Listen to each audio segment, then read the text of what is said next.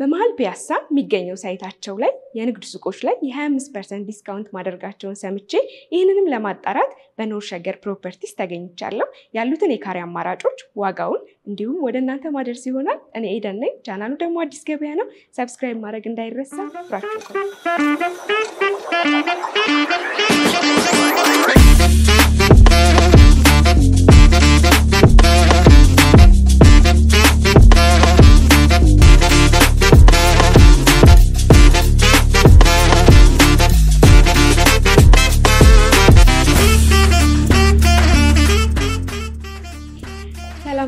እንዴት ነሽ? እንኳን ደህና መጣሽ። አመሰግናለሁ። እንግዲህ መሃል ፒያሳ ላይ የንግድ ሱቆች ላይ የ25% ዲስካውንት ማድረጋችሁን ሰምቼ ነው የመጣሁት። እውነት ነው? እውነት ነው። እሺ፣ ቅድሚያ እንግዲህ እስኪ እንተዋወቅ። ኡመር እባላለሁ። በፕራይም ሪል ስቴት የሽያጭ አማካሪ ነኝ። መልካም ኡመር፣ እንግዲህ ፕራይም ሪል ስቴትን ለማያውቁት ተመልካቾቼ ፕራይም ማን ነው? ከዚህ በፊት ምን ነገሮችን ሰርተዋል? ፕራይም ሪል ስቴት ማለት የኖር ሸገር ፕሮፐርቲስ እህት ኩባንያው ነው።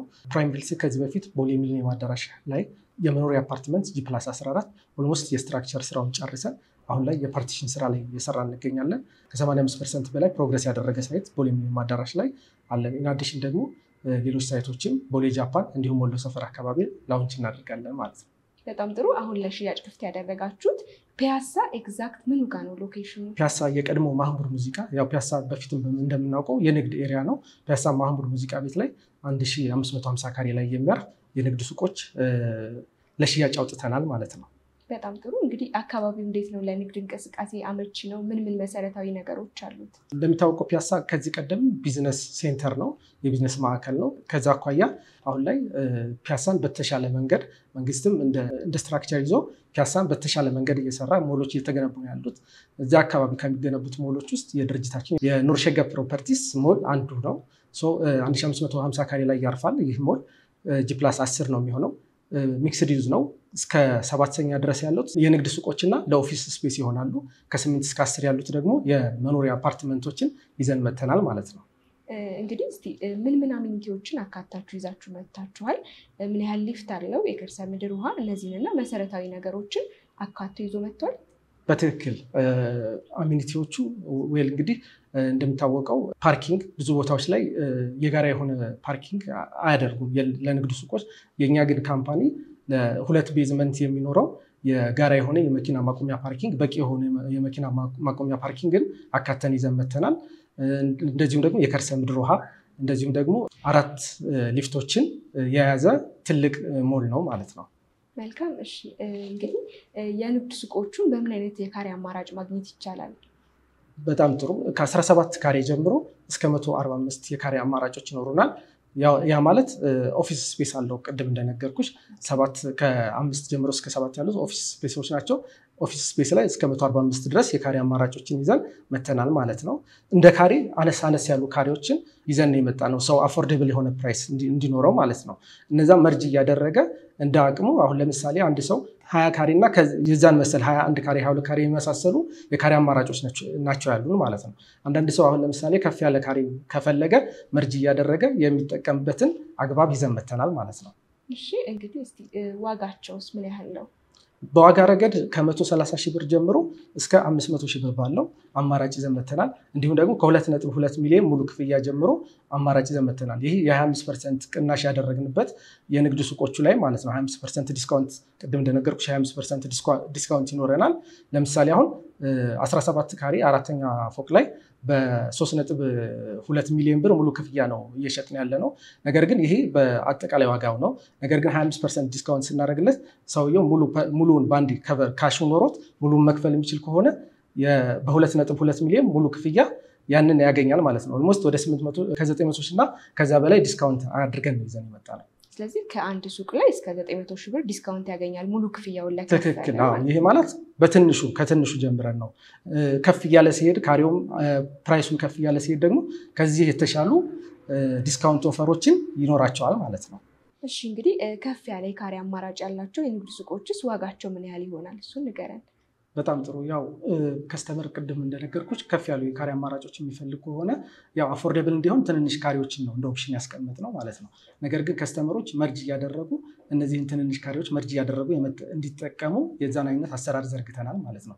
በተጨማሪም አሁን ግራውንድ ላይ ለምሳሌ በ9.6 ሚሊዮን ብር ሙሉ ክፍያ የሚሸጠው ዲስካውንት ፓኬጁን ሲያጠቃቅልን እስከ 7.4 ሚሊዮን ብር ሙሉ ክፍያ ድረስ ማግኘት ይችላሉ ግራውንድ ላይ ማለት ነው። ባለ ስንት ካሬ ነው እሱ? አሁን ይሄ ለምሳሌ የጠቀስኩልሽ 24 ካሬ የንግድ ሱቅ ግራውንድ ላይ በሮድ ሳይድ ወይም በመንገዱ በኩል የሚገኘው ዋጋ ነው ማለት ነው።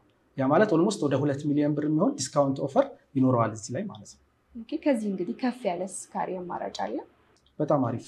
አሁን እንደነገርኩሽ ሰዎች አፎርዴብል እንዲሆን ትንንሽ ካሬዎች ነው አማራጭ ያስቀመጥ ነው። ነገር ግን ሰዎች መርጃ አድርገው የመግዛት እንዲገዙ እድሉን አመቻችተንላቸዋል ማለት ነው። ለምሳሌ አሁን ግራውንድ ላይ 24 ካሬውን ሁለቱን መርጅ ቢያደርግ 48 ካሬ ይሆናል። ይሄ አጠቃላይ ክፍያው 19 ሚሊዮን 200 ሺህ ብር ይሆናል። በ100% ወይም ደግሞ ካሹ ካለው ሰው ሙሉን ከፍሎ መግዛት ከፈለገ 14 ሚሊዮን 400 ሺህ ብር አካባቢ ይሆናል ማለት ነው። ኦልሞስት ወደ 4 ሚሊዮን 5 ሚሊዮን ገደማ የሚሆን ዲስካውንት ያገኛል ማለት ነው ግራውንድ ላይ ሮድ ሳይድ ላይ ማለት ነው። በጣም ጥሩ። እንግዲህ አሁን የነገርከኝ ሙሉ ክፍያ መክፈል ለማይችሉ የስንት ፐርሰንት ቅድመ ክፍያ ይጠበቅባቸዋል? በጣም አሪፍ። ያው እንደነገርኩሽ 25% ቅድመ ክፍያ ዳውን ፔመንት ወይም ደግሞ እንደ መነሻ በ25% ቅድመ ክፍያ ነው የሚስተናገዱት ማለት ነው። በትንሹ ካሬ ብናየው 17 ካሬ አማራጭ ይኖረናል። ኦልሞስት 2.2 ሚሊዮን ብር ሙሉ ክፍያ ማለት ነው። ይህንን መክፈል የማይችሉ በቅድመ ክፍያ ከ800 ሺህ ብር ጀምሮ በተጨማሪም ደግሞ ግራውንድ ላይ መግዛት ለሚፈልጉ ከስተመሮቻችን ግራውንድ በመንገድ በኩል ያሉትን ለምሳሌ የ24 ካሬውን በ2.4 ሚሊዮን ብር ሙሉ ክፍያ እንደዚሁም ደግሞ ግራውንድ ላይ ያለው በመንገድ በኩል ያለውን 48 ካሬ በ4.8 ሚሊዮን ቅድመ ክፍያ መስተናገድ የሚችሉበትን አማራጭ ይዘን መጥተናል ማለት ነው። እንደሚታወቀው እንግዲህ ፒያሳ ለንግድ በጣም ምቹ ነው። እናንተ አሁን ለሽያጭ ክፍት ያደረጋችኋቸው ሱቆች ለምን ግልጋሎት መዋል ይችላሉ? ያው ፒያሳ በፊትም እንደምናውቀው እዛ አካባቢ ላይ የነበሩ የንግድ እንቅስቃሴዎች ይታወቃሉ። ወርቅ ቤቶች ነበሩ፣ እንደዚሁም ደግሞ ፈርኒቸር ቤቶች፣ መጋረጃ ቤቶች የመሳሰሉት የንግድ አይነቶች ይኖራሉ እዛ አካባቢ ላይ ማለት ነው። እነዛን ንግዶች ወደ ቦታው ላይ በተሻለ ጥራት በተሻለ አገልግሎት ሁኔታ ወደ ቦታው ላይ የመመለስ እቅድ ይዘን የተነሳ ነው። ያ ስለሆነ እነዚህን ሱቆች ወደ ቦታዎቹን ለመመለስ ለወርቅ ቤቶች፣ ለቡቲኮች፣ ለካፌዎች ለመሳሰሉ አገልግሎቶች አቬለብል አድርገን ፒያሳ ላይ ይዘን ቀርበናል ማለት ነው። መልካም። እንግዲህ እንደነገርከኝ ቅድመ ክፍያው 25% ነው። ቀሪውን ክፍያ መክፈል የሚችሉት እንዴት ነው? ፕሮግረስ ቤዝድ ነው ወይስ ታይም ቤዝድ ነው? ፕሮግረስ ቤዝድ ነው እያስከፈልን ያለ ነው። ቅድመ ክፍያውን 25%ን ከከፈሉ በኋላ ፕሮግረሱን ተከትለን ነው ፔመንት የምንጠይቀው። አንደኛ ፎቅ ላይ ሲደርስ፣ ሶስተኛ ፎቅ ላይ በየፍሎሩ አንዳንድ ፍሎር እየዘለልን የምናስከፍልበት አሰራር ነው የዘረጋ ነው። ያ ስለሆነ ከስተመሮች ማለት ነው ፕሮግረሱን እያዩ ገንዘባቸው የት ላይ እንደዋለ እያዩ ያንን ተከትሎ ነው ፔመንቱን የሚጠየቁት ማለት ነው። በዛ መንገድ ነው የክፍያ ስርዓታችን ማለት ነው። እንግዲህ ቀደም ብለህ እንደነገርከኝ ከንግድ ሱቆቹ በተጨማሪ ቢሮዎችም አሉ ብለኸኛል። በስንት የካሬ አማራጭ ነው ያቀረባችሁት? በጣም አሪፍ።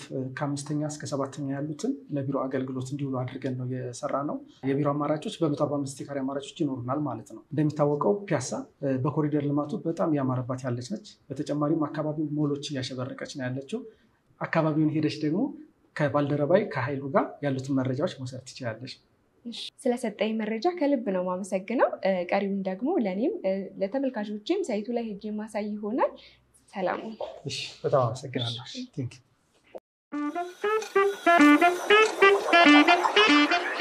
ሰላም፣ እንዴት ነህ? ሰላም፣ እንዴት ነሽ? አለን ይመስገን። እንግዲህ ቢሮ ላይ አቶ ኡመር መረጃውን በደንብ ሰጥቶኛል። አሁን ደግሞ አካባቢውንና ሳይቱ ምን ይመስላል የሚለውን ለተመልካቾች ለማድረስ ነው ወደ አንተ ብቅ ያልኩት። ቅድሚያ እንተዋወቅ። እሺ፣ ኃይሉ እባላለሁ። ያው ኡመር እንደሰጠሽ በሰፊው ደግሞ ሳይታችንን ለማየት የመጣሽው እዚህ ጋር ያሉት ነገሮች ምንድናቸው? ሳይቱ ፒያሳ ላይ ነው የሚገኘው። ዳውንታውን ጀርባ ነው የሚገኘው፣ ወይም የድሮ መሐመድ ሙዚቃ ቤት የሚባልበት ነው የሚገኘው ሳይቱ። እዚህ ቦታ ላይ እንደምታየው በፈለግሽው ዋይ ትራፊክ የለበትም። ሂውማን ትራፊክ ነው ያለው ነገር። መኪና የሚጨናነቅ የለም። ብዙ ነገሮችን እዚህ ቦታ ላይ የሆነ ሰው ገዛ ማለት በዚህኛውም ሲፈልግ ይላል፣ በዛኛውም ሲፈልግ ይላል፣ በዚህኛውም ሲፈልግ ይላል። በአራት አቅጣጫ ነው ያለው። እዚህ ቦታ ላይ ገዛ ማለት አንድ ሰው ኢንቨስት አደረገ ማለት ነው። ፊውቸሪቲን የሚያስብ ሪሴል ቢያደርገው፣ እኛ ጋር ደግሞ ሪሴል ቫልዩ አለ። ፕላስ ደግሞ ምንድነው እዚህ ቦታ ላይ ሲገዛ ፓርኪንግ አለ። 17 ካሬ ለገዛም ፓርኪንግ አለ።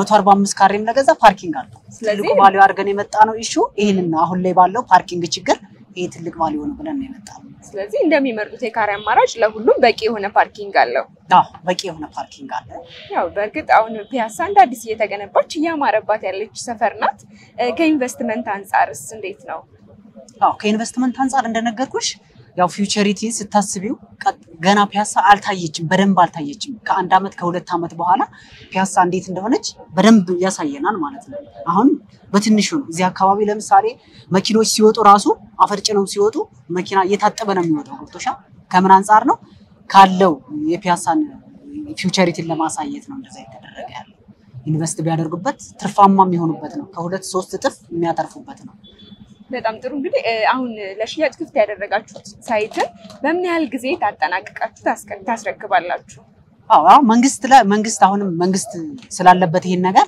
አሁን ላይ 1 አመት ከ6 ወር ነው የተሰጠው እኛ በ1 አመት እናስረክብና ያለውን ነገር እስከ 6 ወር ድረስ እየሰሩበት እንዲከፍሉት ነው ያደረግነው ሌላው ማለት ነው ለምንድን መሰለሽ ይሄ መንግስት አሁን ላይ ፒያሳ ላይ የሚያደርገውን የርብርቡን ነው እየነገርኩሽ አለሁት ለምን መሰለሽ አሁን ልክ መኪኖች ሲወጡ ቀደም እንደነገርኩሽ ታጥበው ነው የሚወጡት አስፋልት እንዳያበላሹ ማለት ነው ከዛ አንፃር ነው ስለዚህ ይሄንን ቶሎ ማስረከብ አለበት ሁሉ ጊዜ እዚህ ጋር ኮንስትራክሽን መታየት የለበትም ተብሎ መንግስት የሰጠው ነገር ስለሆነ መግለጫ ሰጠው ማለት ከዛ አንፃር ቶሎ በፍጥነት ነው የሚረከበው ኮንስትራክሽን ፕሮግረስ ምንም የሚያሳስብ ነገር የለም እሺ እንግዲህ ከዚህ ሳይት በተጨማሪ ሌሎች የሳይት አማራጮች አሏችሁ ከዚህ በፊት ቦሌ ጃፓንም አለን ቦሌ ምንም አለ አሁን ደግሞ በቅርቡ ወሎ ሰፈር አለ ከዚህ በፊት እንደነገርኩሽ ወሎ ሚሊኒየም ጋር ያለው ባለ 1 እና ባለ 2 ባለ 3 ነው ያለው ኦሬዲ እነሱ ተሽጠው አልቀዋል 3 ቤቶች ብቻ ናቸው እዛ ጋር ያሉት የካሬ አማራጭ በሁለት የአይነት የካሬ አማራጮች ናቸው ያሉት ባለ 2 እና ባለ 3 ባለ 2ቱ